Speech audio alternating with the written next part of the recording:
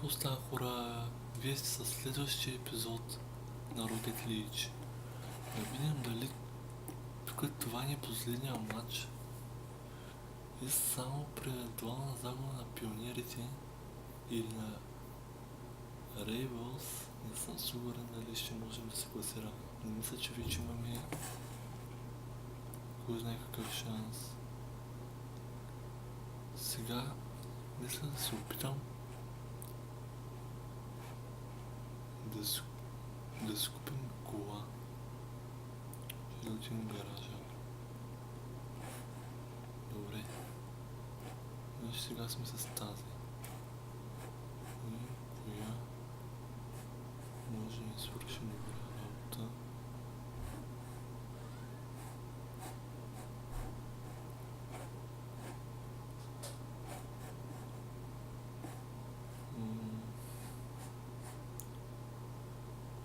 Мисля да взема.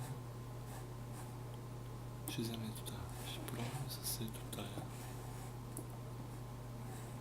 Добре, виждате, тук има най-разни шарки. Вземем това. Няма да ги парам другите. И направо да започнем с следващия матч. И за първия статистик сигнал, ето ни с новата кола, както виждате. Шанс за нашия отбор. Можем ли да победим?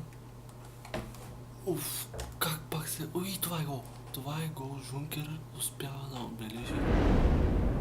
Аз как отново се разумях тук с топката. Но все пак успяхме да победим в резултата. Удар, греда!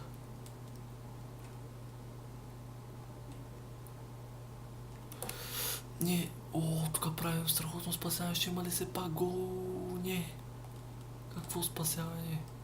Много хубаво спасяване не успях да направя. Да видим, мога ли да вкарам? Няма гол.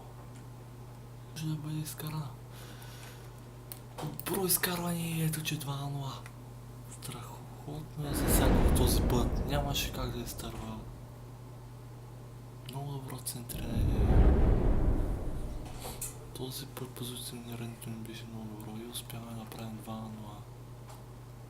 Шанс.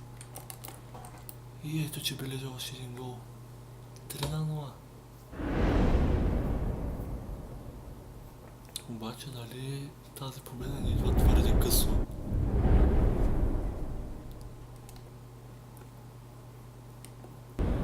Предината от едно попадение. От две, извинявайте, имаме 2 гола предина. Добре, ще остана по-назад. Дали ще... Ето сега добър шанс за нашия отбор. Има там удар. Никой не успява да засече обаче вратата. Една секунда и успяхме да победим.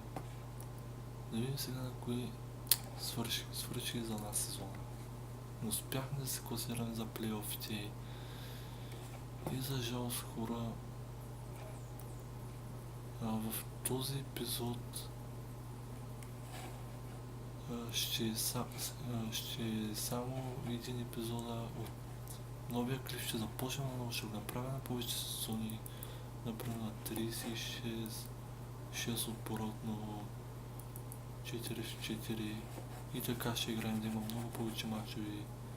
Не успяхме да го спечелим първенството, завършихме на 7-та позиция. И така, хора, до следващия път. И ако ви харесал клипа, харесайте и се абонирайте за нашия канал и до скоро.